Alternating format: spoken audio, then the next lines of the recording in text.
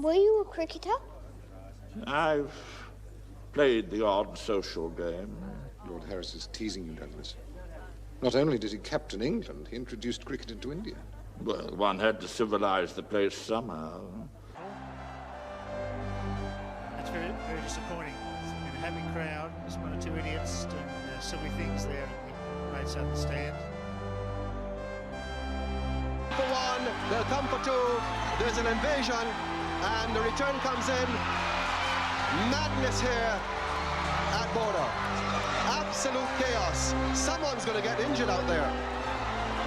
They're harassing the players.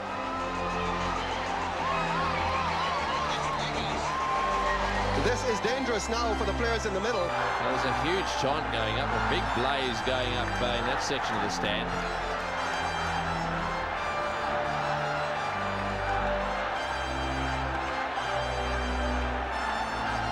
Say that the helpers here are doing their very best to get around and get rid of the bottles, and of course huge security at the start of play. Cricket, the gentleman's game. The sport was originally spread by the British Empire via colonization. It was often associated with high culture, a game for the cultured elite. The colonies were having none of it. They used cricket as a method to empower themselves. Cricket was beginning to be twisted into a sport that the elites of old would be disgusted by. This leaves us today with the Barmy Army.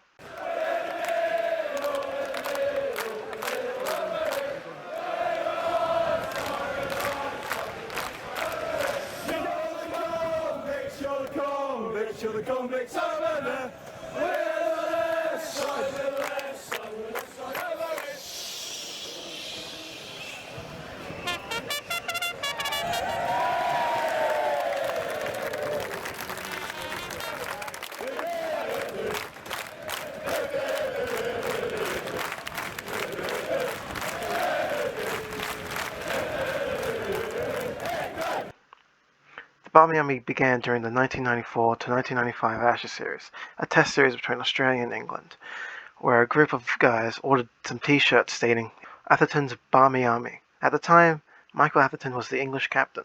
As England kept losing on the tour, the Barmy Army grew, selling more and more t-shirts. After the series, the group organised, and they have followed English cricket across the world ever since.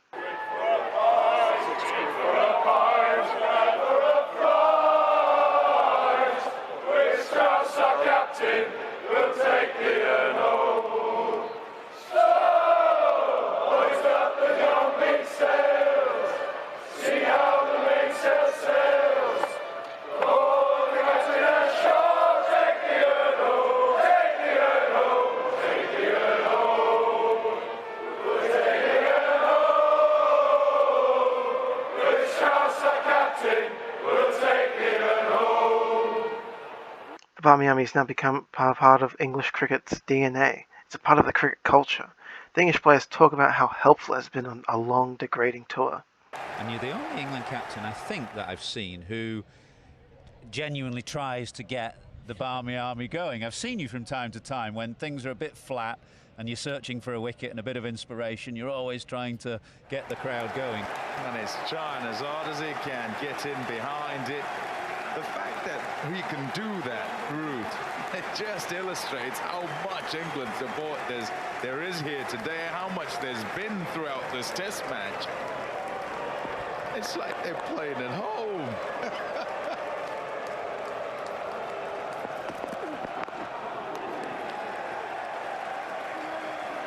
Yeah, well, it definitely helps some of the players, and those little 1%ers can make it sounds strange, but can make a big difference.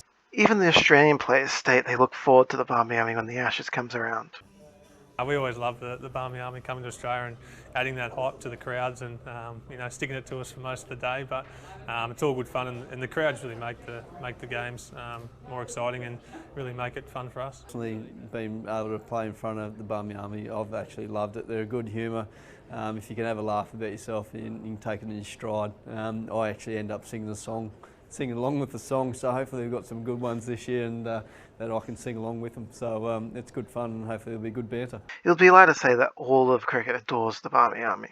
Lords is often called the home of cricket. It's the oldest and most prestigious cricket ground in the world. It's the home to the MCC, whose members include the more wealthier people in society. So you can see why they take issue with the Barmy Army's antics. Renowned cricket writer Christopher Martin Jenkins accused the Barmy Army of demeaning English cricket.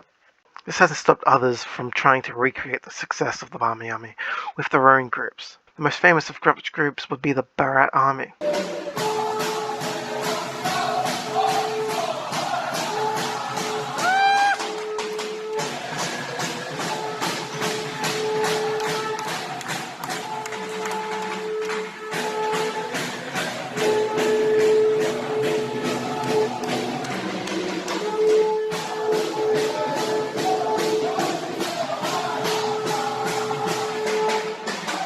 Australia has tried desperately to create their own version, to limited success, but one has outshone the rest, the Richies. Day 2 is Richie Day.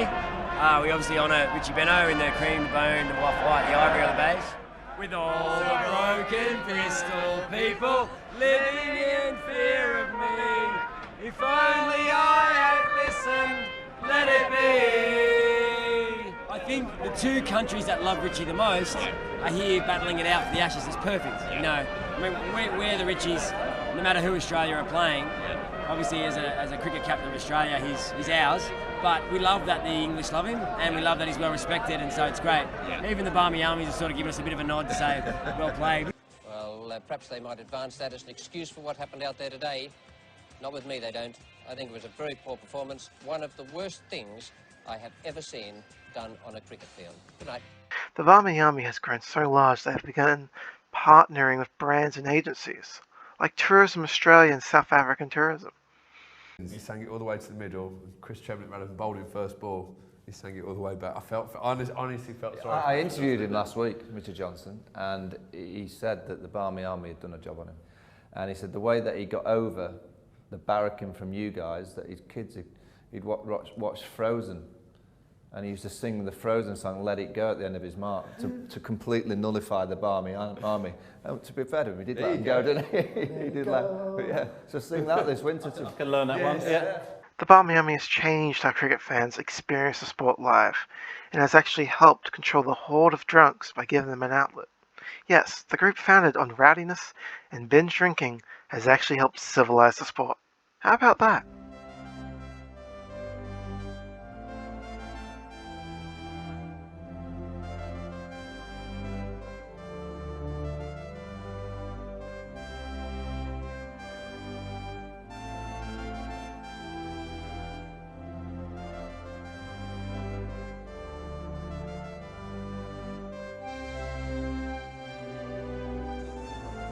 You can't question him. He is given. You cannot come down and question him and be angry like that.